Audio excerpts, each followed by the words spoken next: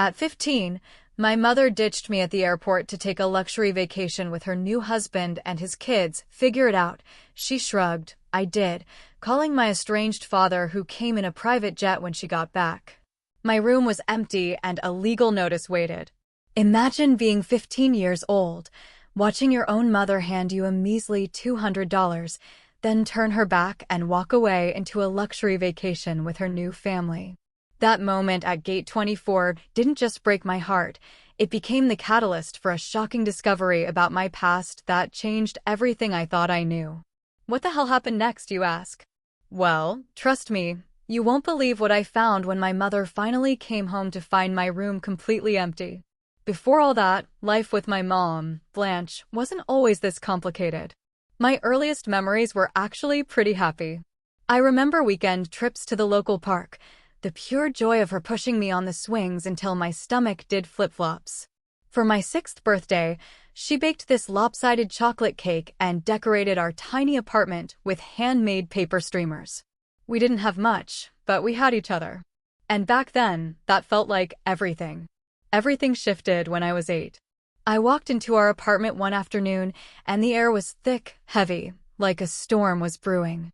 My parents were sitting on opposite ends of our worn couch, stiff and silent. They explained they were getting a divorce. Just like that. No real explanation, just the generic, dismissive, sometimes adults stop loving each other line that left an 8-year-old with a million questions and no answers. I remember crying myself to sleep that night, clutching my stuffed rabbit, the muffled sounds of their arguments filtering through my bedroom wall. It was the first crack in my world. My mother got primary custody, and my dad, he just sort of faded away. Weekends with him dwindled, then phone calls became awkward and brief.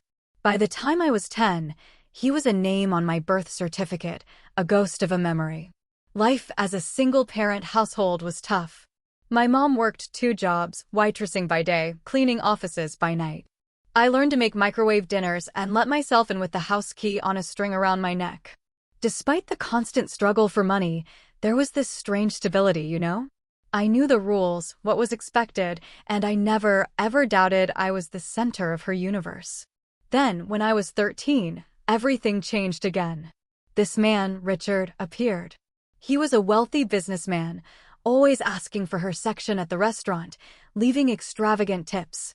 I still remember the first time she talked about him, her cheeks flushed, eyes sparkling, describing his expensive suit and the way he looked at her like she was special. Their romance was a whirlwind. 6 months later, he proposed with a diamond ring so huge it looked almost comical on her work-worn hand. Before I could even wrap my head around having a stepfather, we were moving into a sprawling suburban mansion. A pool, a home theater, more bathrooms than I could count. It was another world. But this new world came with 3 additional residents, Richard's children. Olivia, 14, just a year older than me, had this perpetual look of disdain that instantly made me feel small. Jackson, 12, was quiet, withdrawn, barely acknowledging my existence. And Zoe, 10, was initially the most welcoming, but even her friendliness evaporated once we were all under the same roof. From day one, it was brutally clear. I didn't fit.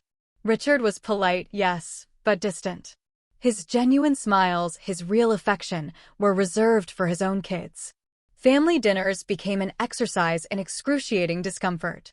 They'd talk about private schools, country club memberships, vacation homes, topics from a universe I had never, ever been a part of. When I tried to speak, to share something about my school or a book I was reading, my comments were met with polite nods. Then the conversation would swiftly pivot back to the stepchildren's accomplishments in tennis, debate club, or piano recitals. It was like I was invisible. What stung the most was watching my mother transform. The woman who'd clipped coupons and shopped clearance racks now spoke knowledgeably about designer brands and exclusive restaurants. She colored her hair, whitened her teeth, and began referring to our past life as the struggle years with an uncomfortable laugh whenever Richard's fancy friends were around. It was as if she was shedding her old skin, and along with it, the parts of herself connected to me. I tried so hard to fit in.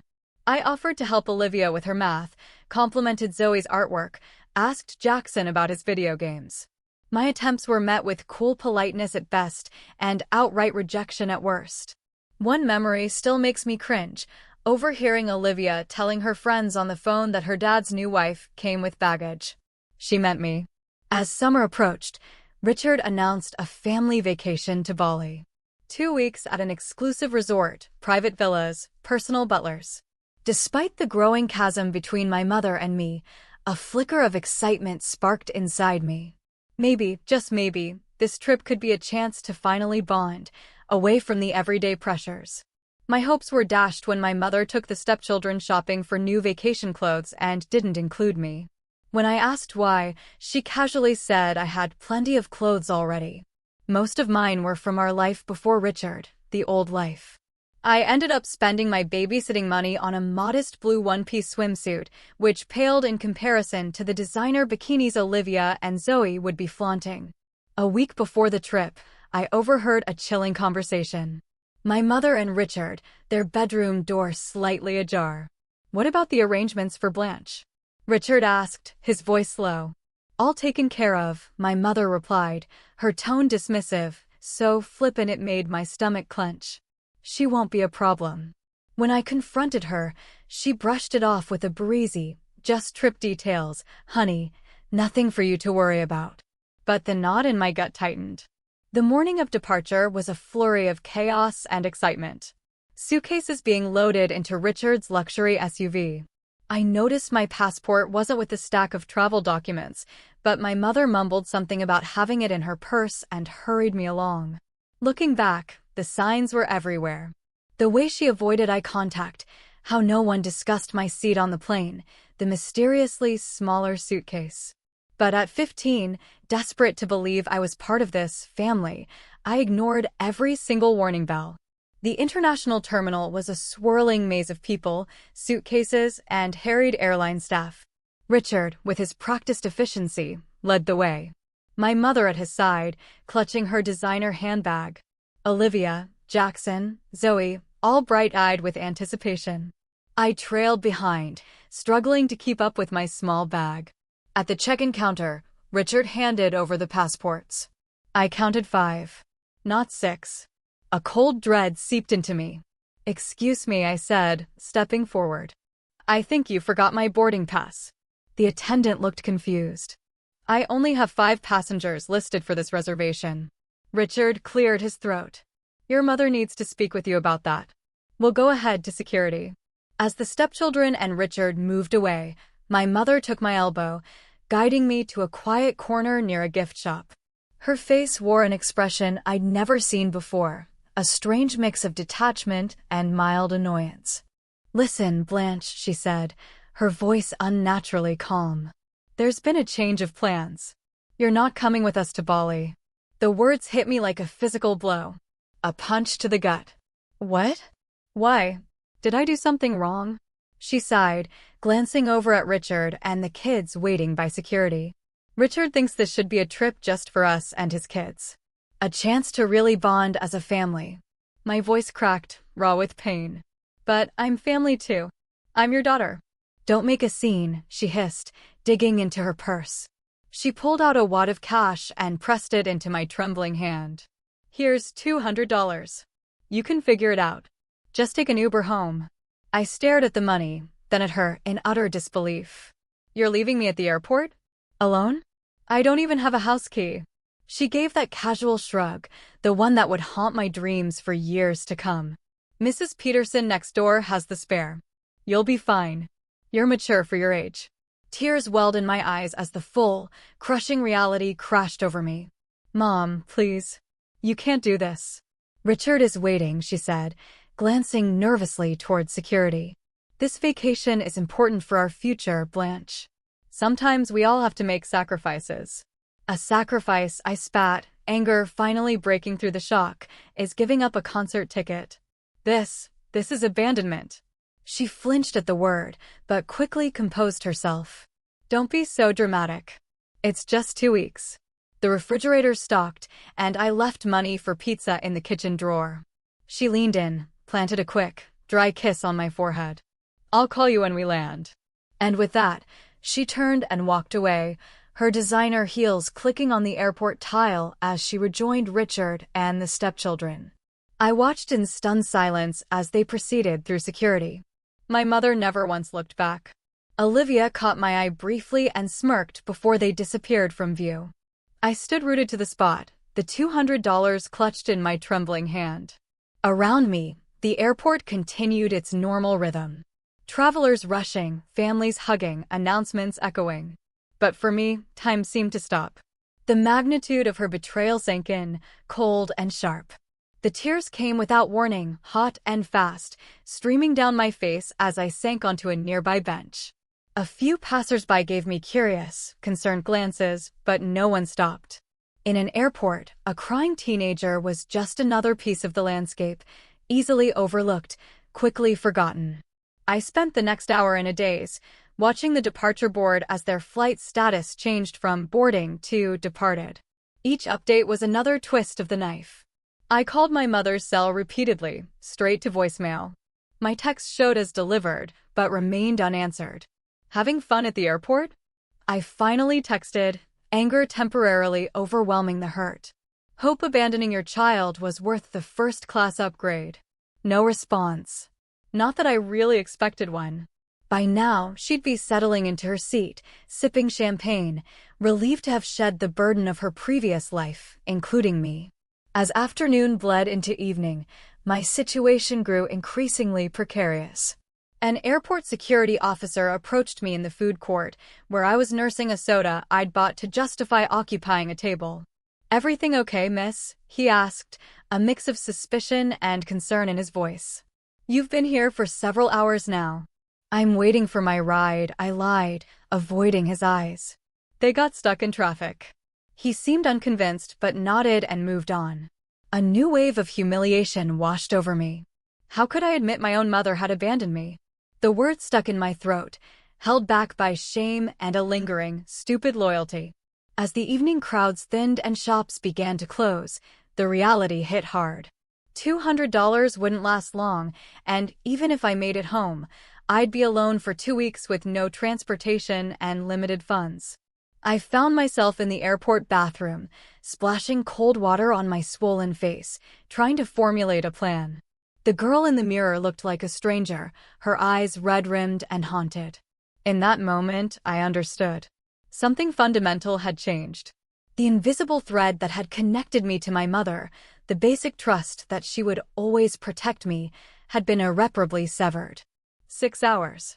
That's how long it had been since she walked away. I drifted from bench to bench, watching families embarking on adventures. My phone battery was critically low, adding another layer of panic.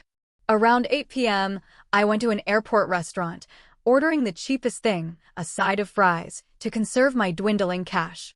The server, Gloria, a woman with kind eyes, brought my food. She paused, studying my face. "You okay, honey?" she asked gently. "You look like you've been crying." I tried a smile that felt more like a grimace. "I'm fine. Just a long day." She didn't press, but a few minutes later, she returned with a chocolate milkshake I hadn't ordered. "On the house," she said with a wink. "Whatever's going on, sugar and chocolate never hurt." Her small kindness nearly broke me. I thanked her, a lump in my throat, and scrolled through my phone contacts, searching for anyone who might help. My list was depressingly short. Most of my friends from before the move had drifted away. I hadn't made many new ones in Richard's neighborhood. I texted 2 of my mother's old friends. One didn't respond, the other replied she was out of town. It seemed my mother, in moving on, had left her old support network behind as thoroughly as our small apartment and budget groceries. Then a name caught my eye. Dad. My heart skipped a beat. I hadn't spoken to him in over 3 years. Our last conversation had been a brief, awkward phone call on my 12th birthday. After that, he'd vanished. My mother had always implied he wasn't interested, that he had a new family, a new priority. "Your father has moved on," she'd say whenever I asked. "Some men just aren't cut out for parenthood." I stared at his contact, my thumb hovering over the call button. What if he rejected me too? What if my mother had been telling the truth? The thought of another abandonment was unbearable. I went back to the airport bathroom, locking myself in a stall for privacy. I practiced what I'd say. "Hi, Dad, it's Blanche. I know it's been a while." Too casual. "Hello, this is Blanche. I'm sorry to bother you, but I'm in trouble." Better, but still not right. In the end, desperation won out over pride. With trembling fingers, I pressed call. It rang once, twice, 3 times. I was about to hang up when a deep voice answered. "Hello." The sound of his voice, so familiar yet so strange, momentarily stole my breath. "Hello? Is anyone there?" he asked again. "Dad," I finally managed, my voice small and uncertain. There was a pause. Then, "Blanche? Is that you, sweetheart?" The concern in his voice cracked something open inside me. "Dad, I need help," I choked out. And then the whole story came pouring out, a rush of words punctuated by sobs. The remarriage, the move, the airport, the $200. By the end, I was barely coherent. "She left you alone at the airport?" His voice had changed, a hard edge replacing the initial shock. "Where are you now?" "Which airport?" I told him, half expecting him to offer to call social services or wire me money. "Stay exactly where you are," he said firmly. "I'm coming to get you myself. It'll take me about 3 hours. Can you stay safe until then?" "You're coming here?" I asked, disbelief thick in my voice. "You don't have to do that. Maybe you could just help me get home." "Blanche," he interrupted, "I am coming to get you. Find the customer service desk for the airline your mother was flying with. Tell them your situation. I'll call ahead and make sure they take care of you until I arrive." After he hung up, I sat in that bathroom stall for several minutes, trying to process. My father, who I believed wanted nothing to do with me, was dropping everything to rescue me. It seemed too good to be true, and a lifetime of disappointments had taught me to be wary of hope. Nevertheless, I followed his instructions, approaching the customer service desk with my heart hammering. To my surprise, the airline staff were immediately sympathetic. They escorted me to a private waiting area, brought me a sandwich and juice, and assured me they'd watch over me. "Unfortunately, this happens more often than you'd think," the manager told me quietly. "Parents changing plans at the last minute, leaving kids to fend for themselves."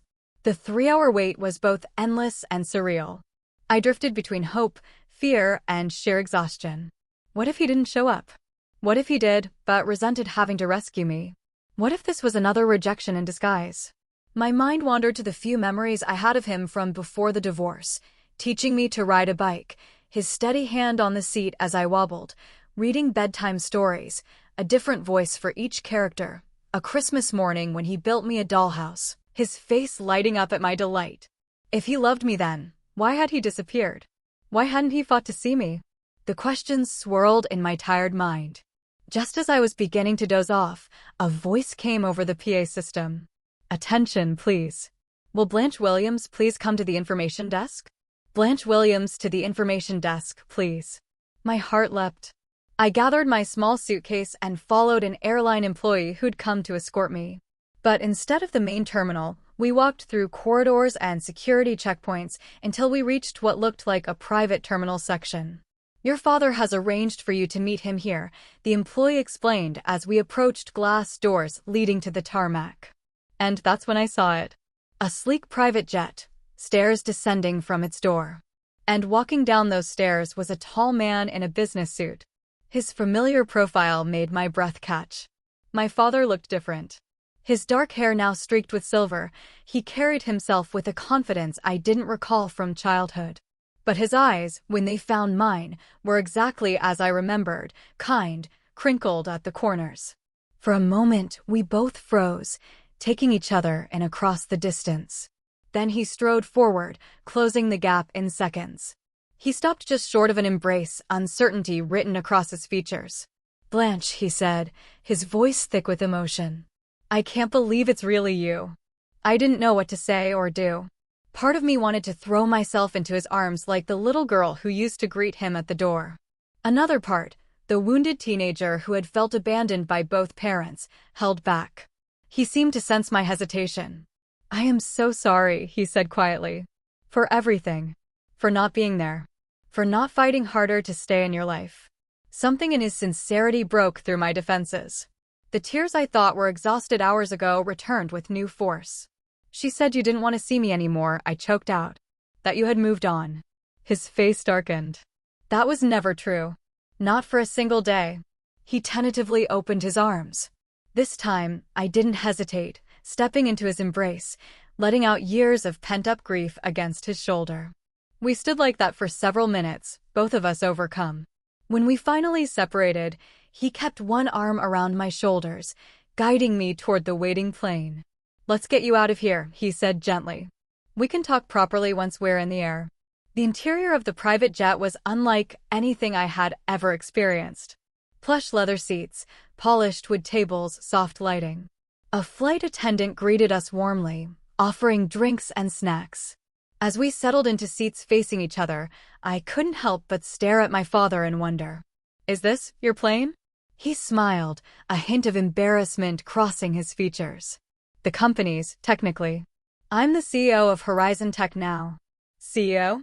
I echoed, disbelieving. My mother had always painted him as struggling financially, barely able to make child support payments. It's been a successful few years, he said simply. Then he leaned forward, his expression serious. Blanche, I need you to know something. I've been trying to contact you for years. Birthday cards, Christmas gifts, phone calls, all of it. When your mother remarried and moved, I lost track of you completely. I hired private investigators who couldn't find your new address. I filed motions with the court that were somehow lost or delayed. My mind reeled as the implications sank in. She kept you away from me. On purpose. He nodded, pain evident in his eyes. I've been sending child support and additional money every month since the divorce. Money you never saw, I take it.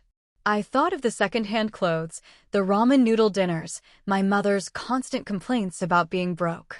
We were always broke, I whispered. She said you barely paid child support. My father opened his briefcase and removed a folder, handing it to me. Inside were copies of cashier's checks, court documents, records of attempted communications, all neatly organized by date. The evidence of his efforts and my mother's deception was overwhelming. I don't show you this to hurt you, he said gently. But you deserve to know the truth. As the plane took off, carrying me away from the airport where my mother had abandoned me, I felt strangely weightless. Like I was shedding years of misunderstandings and manipulations with each passing mile. My father explained he lived in Seattle, running the tech company he'd helped found shortly after the divorce.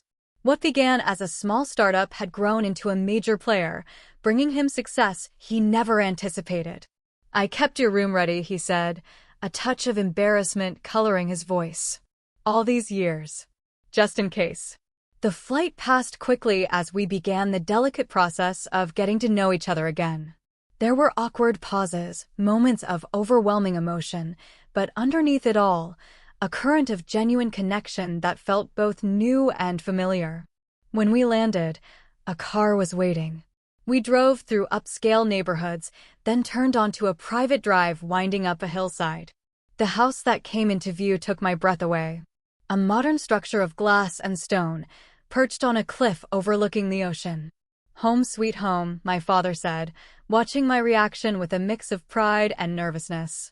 I hope you'll be comfortable here. A woman named Linda greeted us at the door. I tensed, wondering if she was his wife, but he quickly introduced her as his executive assistant. I've set up the blue bedroom for Blanche, she told my father. Fresh towels in the ensuite, stocked the kitchen with groceries. The security team has been updated to include her. My father thanked her, and she departed with a warm smile. He then gave me a tour, each room more beautiful than the last. When we reached my bedroom, I stopped short in the doorway, overwhelmed by the thoughtfulness. The room was painted a soft blue, with huge windows overlooking the water. A plush queen-sized bed, a desk, a bookshelf, a comfortable reading chair by the window. But what truly caught my eye was the collection of items on the dresser. Are those? I moved closer, unable to finish the question. My father nodded, his expression tender. Birthday and Christmas presents. Every year since I lost contact with you. I couldn't deliver them, but I couldn't bear not to buy them either. Arranged chronologically were gifts appropriate for each age I had been, still in their original wrapping paper. Beside them sat a photo album, labeled simply Blanche. With trembling hands, I opened it. Inside were the few photos he'd managed to collect.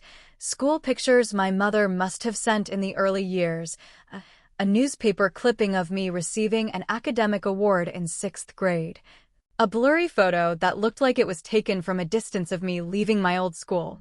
"You really did try to stay in my life," I whispered, the reality finally sinking in.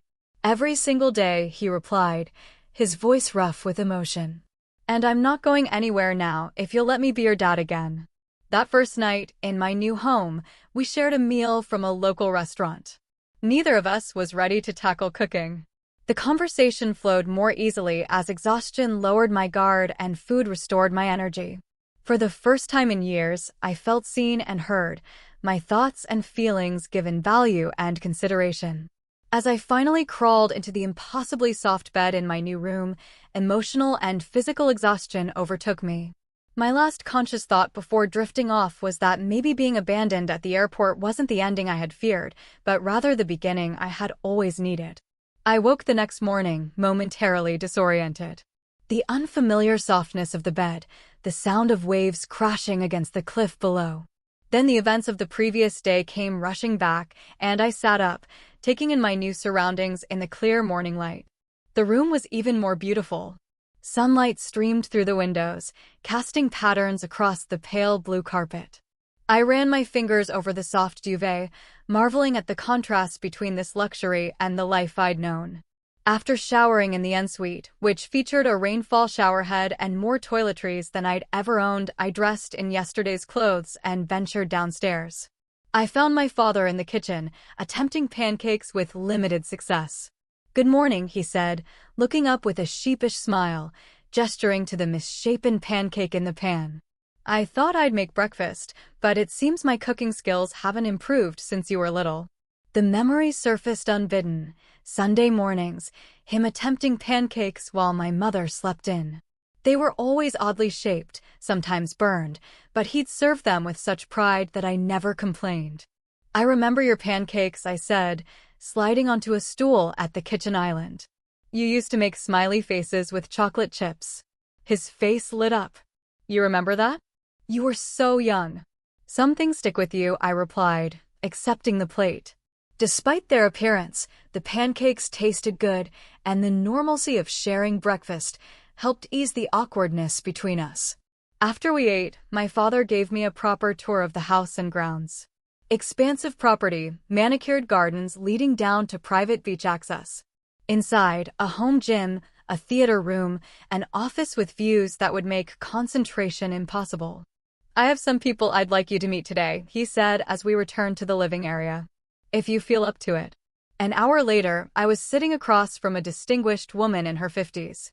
Judith Bennett, family law attorney. "What your mother did constitutes abandonment under the law," she explained, her tone professional but kind. "Leaving a minor without proper care arrangements is illegal. Additionally, there appears to be financial misconduct regarding the child support payments your father has been making." I shifted uncomfortably. "I don't want to get my mom in trouble. You just want to be safe and secure," Judith finished for me. "I understand, but we need to establish legal protection for you, especially if you wish to remain with your father." My father, who had been quietly listening, leaned forward. "Blanche, the choice is ultimately yours, but I want you to know that I am prepared to seek full custody if that's what you want." The idea was simultaneously terrifying and liberating. "Can I really choose?" "You're 15, Judith said. The court gives significant weight to the preferences of children your age, especially in cases involving abandonment or neglect." After the attorney left, my father showed me his office, where he had meticulously documented every attempt to maintain contact with me. Copies of court filings seeking visitation, records of calls to my mother that went unanswered, even emails to my old school that had apparently never reached me. "She threatened legal action if I tried to contact you directly," he explained, showing me a letter from my mother's attorney dated 3 years ago. "She claimed I was harassing her and causing you emotional distress. Each revelation was another piece of the puzzle, completing a devastating picture of deliberate separation that made my heart ache. Why would she do this? Just to keep you away from me? My father sighed. I think it was more complicated than that. After the divorce, your mother struggled financially, which was partly my fault.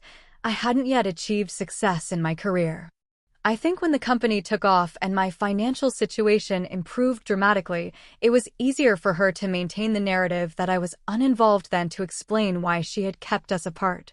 2 days after my arrival, as I was beginning to settle into a tentative routine with my father, my mother finally called.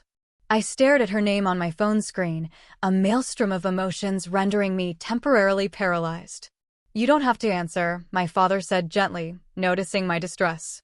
After 4 rings, the call went to voicemail. A minute later, a notification appeared. She'd left a message. With trembling fingers, I pressed play and put the phone on speaker. Blanche, honey, there seems to have been a terrible misunderstanding. My mother's voice, falsely bright. I thought you understood the plan was for you to stay home during our trip. Richard felt it would be good for you to have some independence, and I agreed. I didn't abandon you, sweetie. That's such a harsh word. Call me back so we can clear this up. The resort Wi-Fi is spotty, but I'll try to check my messages. Love you. The blatant rewriting of reality made my stomach churn. There had been no plan for me to stay home, no discussion of independence. She had abandoned me without warning and was now attempting to gaslight me into doubting my own experience. Classic, my father muttered, shaking his head. She hasn't changed at all. I decided not to return the call. Instead, with the support of Judith Bennett and my father, I made the decision to stay in Seattle permanently. The attorney began the process of filing for a change in custody, gathering evidence of my mother's abandonment and financial misconduct. With the immediate legal matters in motion, my father turned his attention to practical concerns. You need clothes, school supplies, whatever personal items you want, he said. We can go shopping today if you feel up to it. The shopping trip was surreal. Accustomed to thrift stores and clearance racks, I was overwhelmed by my father's insistence that I choose whatever I liked without checking price tags. By the end of the day, I had a new wardrobe, a laptop for school, and a phone with unlimited data, a sharp contrast to the restricted plan my mother had grudgingly provided. That evening, sitting on the deck overlooking the ocean, my father and I had our first truly deep conversation about the divorce and the years of separation. Why did you and Mom split up? I asked, the question that had haunted me since I was 8, finally finding its voice. He was quiet for a long moment, gathering his thoughts. The simplest answer is that we wanted different things from life. Your mother wanted financial security and social status above all else. When my first business venture failed, she saw me as a disappointment, rather than a partner facing temporary setbacks. And you? I prompted.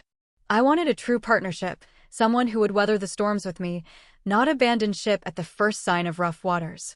He looked at me, his eyes sad. I never wanted to leave you, Blanche. That was the hardest part. Your mother used her custody rights as a weapon, gradually restricting my access until I was effectively cut out of your life. As the days passed, we made plans for my future. My father contacted the best private school in Seattle, arranging for me to start when the fall semester began. A child psychologist was engaged to help me process the abandonment and years of manipulation. Slowly, I began to envision a life where I was valued and supported, rather than merely tolerated. 1 week after my arrival, my father and Judith suggested it was time to retrieve my belongings from my mother's house. With her still in Bali for another week, we had the perfect opportunity to enter the house legally, as I was still officially a resident, and collect my personal items without confrontation. You don't have to come if it would be too difficult, my father assured me. I can handle it with the legal team. But I knew this was something I needed to do myself. A necessary step in closing this chapter of my life. I want to go, I said firmly. There are things there that matter to me. The decision made, we began planning the trip with military precision. Flights booked, legal documents prepared, a moving company engaged.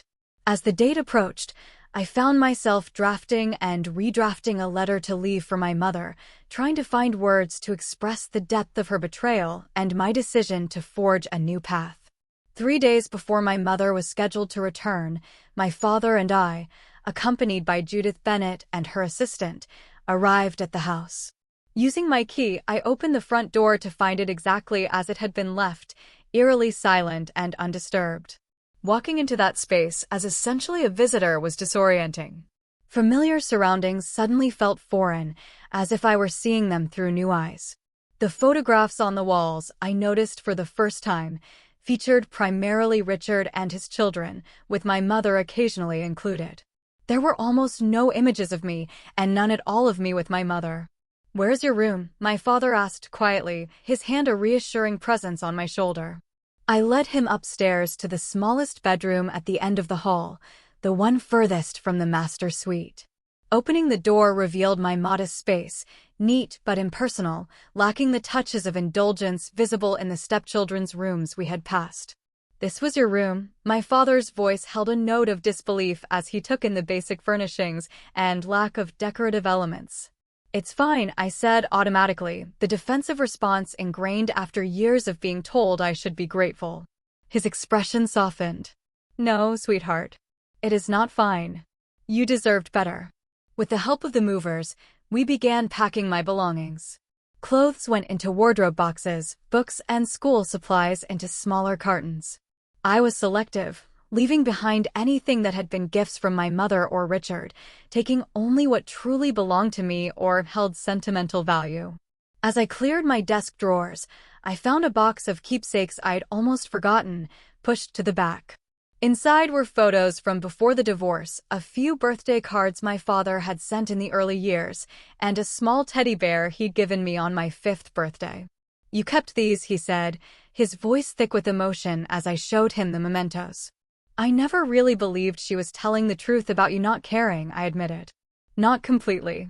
Then, in my closet, behind a row of shoes, I discovered something that made my blood run cold, a stack of envelopes bound with a rubber band, all addressed to me in my father's handwriting.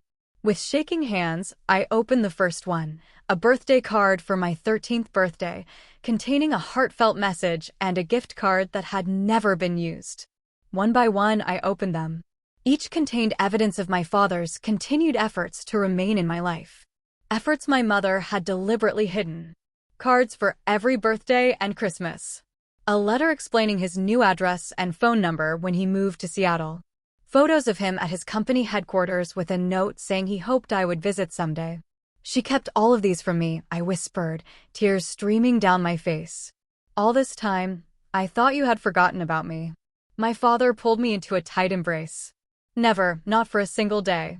As the movers continued their work, I wandered into my mother's home office, drawn by a need to understand why she had gone to such lengths. Judith had advised that personal documents related to me were legally mine to take, so I searched through the filing cabinet. In a folder labeled Divorce, I found financial records confirming what my father had told me: monthly child support payments, far larger than my mother had claimed, deposited regularly into an account I'd never known existed. There were also court documents showing my father's repeated petitions for visitation, all opposed by my mother with various fabricated excuses. Most damning of all was a draft of a letter to her attorney, dated around the time she met Richard, outlining a strategy to minimize the father's influence as she integrated into her new partner's life. I was referred to as a complication that needed to be managed carefully to ensure Richard's continued interest. By late afternoon, packing was complete. As the movers loaded the last boxes, I sat at my now empty desk and wrote the letter I'd been composing in my mind for days. "Dear Mom," it began, the formality of mother feeling too distant, the warmth of mommy impossibly out of reach. I poured out my feelings of betrayal, not just from the airport, but from years of being made to feel like an inconvenience. I explained that I had found the hidden letters and financial records, that I knew the truth about her systematic campaign to keep my father from me. "I am choosing to live with Dad now," I wrote near the end. "Not as revenge, but because I deserve to be somewhere I am wanted and valued." I hope someday you will understand the damage your choices have caused, not just to me, but to yourself. Despite everything, I do not hate you. But I need to love myself enough to leave. I placed the letter on the stripped mattress of what had been my bed, the white paper stark against the bare blue sheet. As a final touch, I left the house key beside it, a symbolic relinquishment of my place in that household.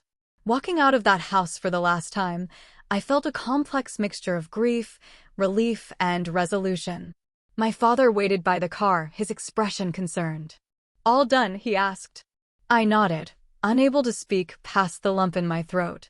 He seemed to understand, opening the car door for me without further questions. As we drove away, I didn't look back at the house. Instead, I looked forward, toward the future I was now free to create. My mother returned from Bali 3 days later. Within hours, my phone exploded with notifications, a barrage of increasingly frantic messages. "Where are you? Why is your room empty? Call me immediately. Blanche, this is not funny. Come home right now. I just spoke to your father's lawyer. How could you do this to me after everything I have done for you? Please come home, sweetie. We can work this out. I miss you." The messages cycled through anger, manipulation, and false contrition in a predictable, sickening pattern. I showed them to my father and Judith, who advised me not to respond until the legal proceedings were further along. A week later, my mother showed up unannounced at my father's house, having somehow obtained the address. The security system alerted us to her presence at the gate. Her luxury SUV visible on the monitor as she repeatedly pressed the intercom button. "You don't have to see her," my father assured me. "We can have security turn her away." But I knew this confrontation was inevitable, necessary even. "I'll talk to her, but I want you and Judith there, too." My mother's face when the front door opened was a study in conflicting emotions, relief at finding me battling with outrage at the situation. She wore an expensive sundress and designer sunglasses pushed up into her perfectly highlighted hair, the picture of affluent suburbia. "Blanche, thank God," she exclaimed, stepping forward as if to embrace me. I took an instinctive step back, and her arms dropped to her sides. "What is going on? Why did you leave? Why are you with him?" The last word was infused with such venom that I flinched. "Perhaps we should continue this conversation inside," my father suggested, his voice calm but firm. Once seated in the living room, with Judith present as both legal counsel and witness, my mother's facade began to crack. Her eyes darted around the beautiful space, taking in the obvious wealth and taste evident in every detail. "So, this is what this is about," she said with a brittle laugh. "He's lured you away with promises of luxury." "I should have known." "That's not why I'm here," I replied, struggling to keep my voice steady. "I'm here because you abandoned me at an airport. I'm here because you've been lying to me about Dad for years. I'm here because I found all the letters and cards you hid from me." Her expression faltered, then hardened. "You went through my private things? How dare you?" "They were addressed to me," I countered. "They were mine to read." "You are 15 years old," she snapped. "Everything under my roof belongs to me, including your correspondence. I was protecting you from his inconsistency, his broken promises." My father, who had been silently observing, finally spoke. "There were no broken promises, Karen. Only your systematic efforts to erase me from our daughter's life." "You have no right to judge me," she hissed. "You have no idea what it was like raising her alone while you were off becoming a millionaire." "I sent child support every month," he replied evenly. "Far more than the court ordered. Money you apparently spent on yourself while telling Blanche you were struggling." My mother's face flushed. "That is a lie. I sacrificed everything for her, including abandoning her at an airport so you could vacation with your new family," Judith interjected, her professional tone making the accusation even more damning. For a moment, my mother seemed at a loss for words. Then her eyes narrowed as she turned back to me. "I didn't abandon you. I gave you an opportunity for independence. If you had just gone home as instructed, none of this drama would have been necessary." The blatant rewriting of reality made my chest tight with anger. "You left me alone at an international airport with $200 and no house key. You didn't tell me to go home until you were walking away. You didn't answer my calls or texts. How is that an opportunity? "You're twisting what happened," she insisted, though her voice had lost some of its conviction. My father leaned forward. "Karen, we have security footage from the airport. We have witness statements from airline staff. And we have the text messages you sent Blanche trying to cover your tracks." The color drained from my mother's face. "You're building a case against me? You want to take my daughter and throw me in jail too? After everything we meant to each other?" "This is not about punishment," Judith explained. "This is about establishing what is in Blanche's best interest going forward. She has expressed a clear desire to live with her father, and given the circumstances, the court is highly likely to honor that wish." My mother's composure crumbled entirely, tears streaming down her face as she turned to me. "Blanche, please. I made a mistake. I was wrong. But you can't leave me for him. We are a family." "We stopped being a family when you decided Richard and his children were more important than me," I said quietly. "Maybe even before that, when you started lying about Dad." "It wasn't like that," she protested weakly. "Then what was it like?" I asked. "Help me understand why you would hide Dad's letters, lie about child support, and then abandon me for a vacation?" She opened her mouth, then closed it again, apparently unable to formulate a justification even she could believe. Finally, she whispered, "Richard thought it would be better if you stayed home. He said the resort was really for adults and his children who were used to that lifestyle." I was afraid of losing him. The raw honesty was somehow more painful than her earlier manipulations. "So, you chose him over me." "I chose financial security," she countered. "Do you have any idea what it is like to be a single mother with no money?" "Richard offered us a better life." "He offered you a better life," I corrected. "I was just excess baggage." Before she could respond, the front door opened, and Richard himself strode in, his face tight with anger. "Karen, this has gone on long enough. Get in the car now." My father stood immediately. "How did you get past security?" Richard ignored him, focusing on my mother. "I told you not to come here. You're just making things worse. Our lawyer said not to have any contact." My mother seemed to shrink under his gaze, her brief moment of honesty evaporating as she reverted to the compliant wife. "I just wanted to see Blanche." "And now you have," he said dismissively. "Let's go." As my mother rose to follow him, I called after her. "Is this really what you want, Mom? Someone who treats you like a child and me like an inconvenience?" She paused, conflict evident in her expression. But Richard took her elbow firmly. "The car, Karen." Now.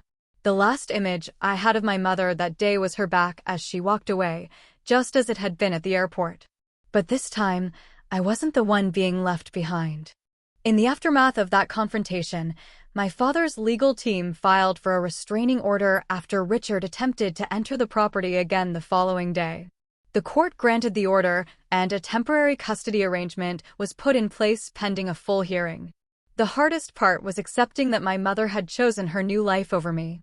Not just once at the airport, but repeatedly over the years, with each hidden letter and each lie about my father. The girl who had once believed she was the center of her mother's world had to confront the painful reality that she had been, at best, an afterthought. The months following my mother's dramatic visit were challenging but truly transformative.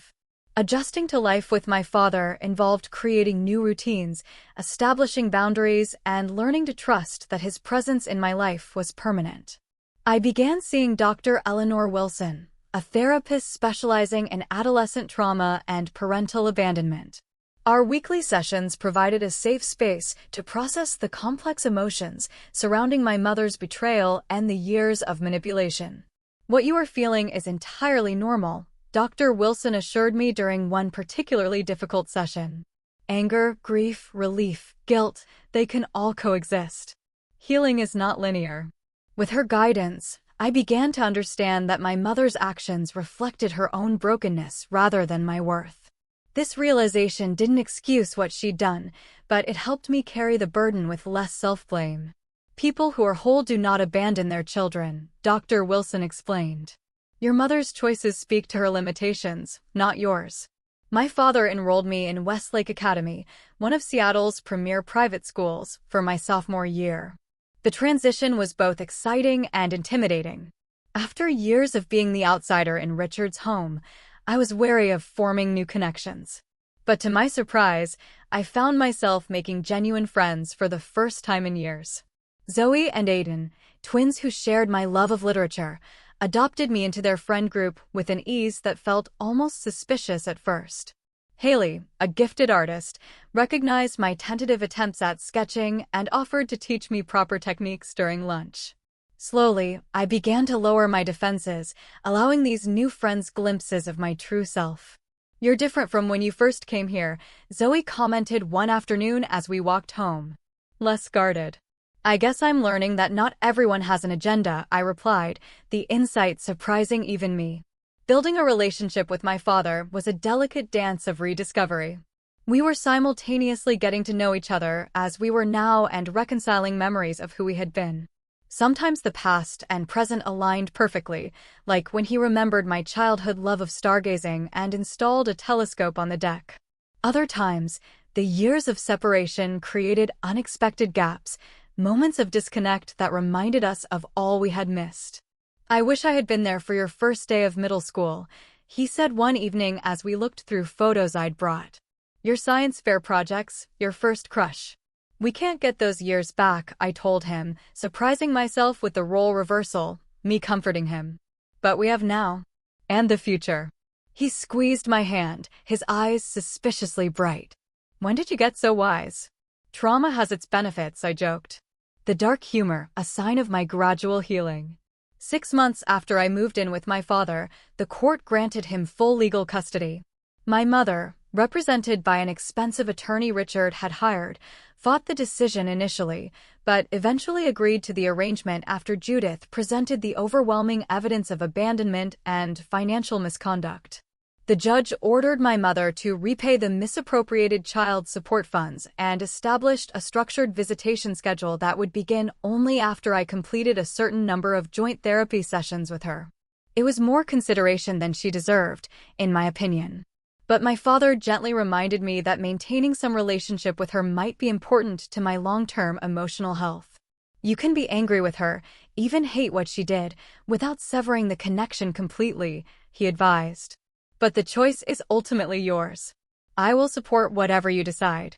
I agreed to the joint therapy. Though the first few sessions were excruciating, my mother vacillated between tearful apologies and subtle attempts to justify her actions. Her narrative had shifted from denying abandonment to framing it as a misguided attempt to please Richard, as if that somehow made it less damaging. "I just wanted us to have security," she repeated often. "So you made sure I ended up alone at an airport instead," I responded during one particularly tense session. Over time, I established firm boundaries. I would not return to live with her, regardless of promises or emotional appeals. I would not pretend the past hadn't happened. I would not allow her to rewrite our history to ease her guilt. These terms were non-negotiable, and slowly, she seemed to accept them. My father remained remarkably neutral throughout this process, never speaking ill of my mother despite everything she had done. When I asked him about this restraint, his answer stayed with me. "Hating her would only hurt you," he explained. "You're half her, whether we like it or not. Besides, she gave me you. And for that, I can forgive almost anything." The first holiday season with my father and his extended family, grandparents and cousins I barely remembered, was a revelation. The genuine warmth and inclusion I experienced stood in stark contrast to the performative family dinners at Richard's house, where I had always felt like an unwelcome guest. My paternal grandmother, a vibrant woman in her 70s, pulled me aside during Christmas dinner. "You have your father's resilience," she told me, her eyes crinkling with affection, "and his heart. But that spark, that fire when you talk about things that matter to you, that is all your own." High school graduation came 3 years later. My father beamed with pride as I delivered the valedictorian address. My mother attended, sitting awkwardly in the row behind my father and his parents. Our relationship had evolved into something cordial, if not close, built on careful honesty rather than the false harmony she would have preferred. College took me to the East Coast, where I pursued a degree in psychology with a minor in family law. The distance from both parents allowed me to define myself beyond the dynamics of their divorce and the drama of my teenage years. I discovered passions and strengths I might never have recognized had my life continued on its previous path. In my junior year, I interned with a nonprofit organization supporting children of divorce, using my experience to help others navigate similar challenges. This work eventually led to my career path, developing programs for family courts to better consider children's needs during custody proceedings. The journey toward forgiveness was long and nonlinear. Some days, the memory of my mother's casual shrug as she abandoned me at the airport still had the power to steal my breath. Other days, I could acknowledge her humanity, her flaws, and her limited capacity with compassion rather than bitterness. Forgiveness does not mean what happened was okay, my therapist had explained years earlier. It means you are choosing not to let it consume your future. On my 25th birthday, I wrote my mother a letter expressing this hard-won understanding. I have learned that people can only give what they have within themselves to give, I wrote. Your capacity for unconditional love was damaged long before I came along. Recognizing this has freed me from expecting what you could never provide. Her response was surprisingly self-aware. You deserved better than what I could be as a mother, she wrote back. I am sorry for that every day. When I married at 28, my father walked me down the aisle, tears in his eyes.